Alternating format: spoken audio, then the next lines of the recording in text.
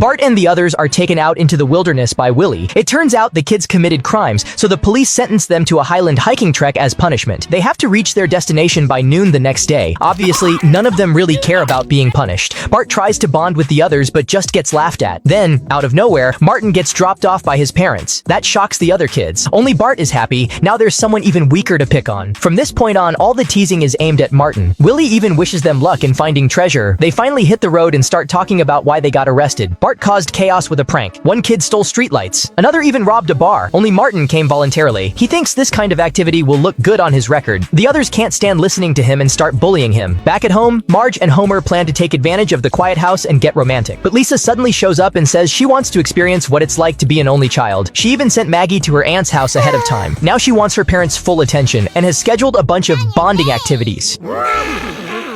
Meanwhile, Bart and the others are still hiking. They pass the time by singing songs that mock Skinner. Martin still can't fit in. I got this.